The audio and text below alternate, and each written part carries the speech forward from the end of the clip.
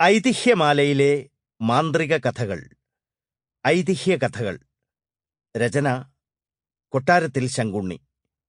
ശബ്ദം നൽകുന്നത് Rajeev Nair. Production copyright Storytel 2020, a DC books production. അധ്യായം 1. പുളിയാമ്പിള്ളി നമ്പൂരി. ഇദ്ദേഹം ഒരു ഉത്തമ ബ്രാഹ്മണനും നല്ല ശാക്തേയനുമായിരുന്നു. ദിവസം തോറും ദേവിയെ ഉപാസന ഇദ്ദേഹത്തിന് പതിവുണ്ടായിരുന്നു എന്നു മാത്രമല്ല, ചൊവ്വാഴ്ച, വെള്ളിയാഴ്ച, കറുത്തവാവ് മുതലായ ദിവസങ്ങളിൽ മദ്യമാംസാദി നിവേദ്യ സാധനങ്ങളോടുകൂടി വിധിപ്രകാരമുള്ള ശക്തിപൂജയുമുണ്ടായിരുന്നു. പൂജാനന്തരം അദ്ദേഹം ധാരാളമായി മദ്യം സേവിക്കാറുമുണ്ട്. ദേവി അദ്ദേഹത്തിന് പ്രത്യക്ഷമൂർത്തിയായിരുന്നു. ഇദ്ദേഹം മദ്യമാംസാദികൾ കൂട്ടി ശക്തിപൂജ കഴിക്കുകയും മദ്യം സേവിക്കുകയും ചെയ്യുന്ന വിവരം മറ്റുള്ള ബ്രാഹ്മണർ ധാരാളമായി അറിഞ്ഞു. എങ്കിലും ഇദ്ദേഹത്തിന്റെ ദിവ്യത്വം നിമിത്തം അതൊന്നും കണ്ടുപിടിക്കുന്നതിനും ഇദ്ദേഹത്തിന് പതിത്വം കൽപ്പിക്കുന്നതിനും ആർക്കും കഴിഞ്ഞില്ല. ഇദ്ദേഹമില്ലാത്ത സ്ഥലത്തുവച്ച് നമ്പൂരിമാർ കൂടിയിരുന്നുകൊണ്ട്, ഇയാൾ ശുദ്ധനീചനാണ്, ഇതൊക്കെ ബ്രാഹ്മണർക്കു ചേർന്നതാണോ? നമുക്കിനി ഈ കള്ളുകുടിയനെ നമ്മുടെ ഇല്ലങ്ങളിൽ യാതൊരടിയന്തിരത്തിനും ക്ഷണിക്കരുത്. ക്ഷണിക്കാതെ വന്നാൽ അടിച്ചു പുറത്തിറക്കണം. നമുക്കാർക്കും യാതൊരടിയന്തിരത്തിനും ഇയാളുടെ അവിടെ പോവുകയും വേണ്ട എന്നൊക്കെ പറയും. എങ്കിലും ഇദ്ദേഹത്തോട് നേരിട്ട് ഒന്നും പറയാൻ ആർക്കും യുക്തിയുണ്ടായില്ല. തക്കതായ ഒരു ലക്ഷ്യം കിട്ടാതെ ഒരാൾക്ക് ഭ്രഷ്ട് കൽപ്പിക്കുന്നതെങ്ങനെയാണ്? അതിനാൽ വല്ലതും ലക്ഷ്യം കണ്ടുപിടിക്കണമെന്ന് നിശ്ചയിച്ച് സ്വദേശികളായ നമ്പൂരിമാരെല്ലാം കൂടി അതിനു തരം നോക്കിക്കൊണ്ടിരുന്നു.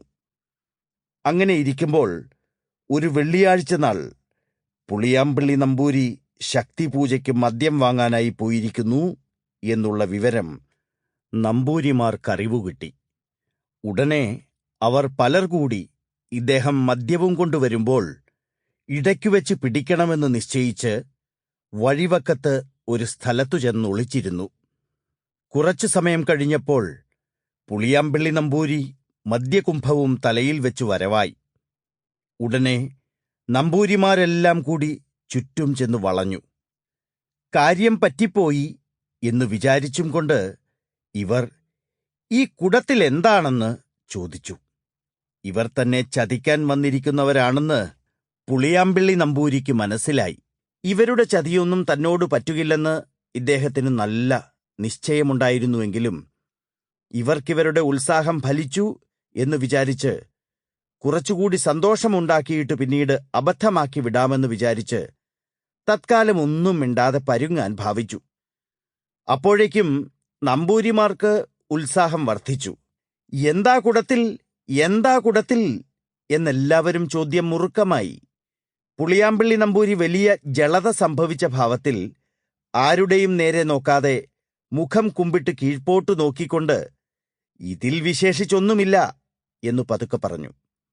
അപ്പോൾ ചിലർ എന്നാൽ കുടം അഴിച്ചു കാണണം എന്നായി. ചിലർ കുടം പിടിച്ചു താഴെ ഇറക്കി വെച്ചു. അപ്പോൾ മദ്യത്തിന്റെ ഗന്ധം ധാരാളമായി വന്നതുകൊണ്ട് കുടത്തിനകത്ത് എന്താണെന്ന് നമ്പൂരിമാർക്ക് നിശ്ചയമായി.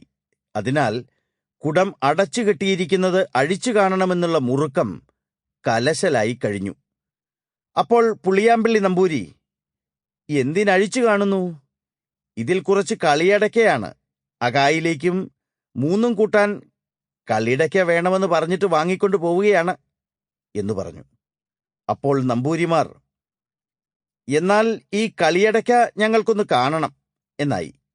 എന്തിനു വളരെ പറയുന്നു? കുടമഴിച്ചു കാണിക്കാൻ അദ്ദേഹം മടിക്കും തോറും കുടത്തിൽ മദ്യമാണെന്നുള്ള നിശ്ചയവും അഴിച്ചു കാണണമെന്നുള്ള നിർബന്ധവും നമ്പൂരിമാർക്കു കലശലായി തീർന്നു. അഴിച്ചു കാണിക്കാതെ വിട്ടയക്കില്ലെന്ന് തീർച്ചയായപ്പോൾ പുളിയാമ്പിള്ളി നമ്പൂരി, എന്നാൽ കണ്ടോളിൻ എന്നു പറഞ്ഞ് കുടത്തിന്റെ മൂടി അഴിച്ചു. നമ്പൂരിമാർ നോക്കിയപ്പോൾ കുടം നിറച്ച് ഒന്നാന്തരം കളിയടക്കയായിരുന്നു. നമ്പൂരിമാരെല്ലാം Sample complete. Ready to continue?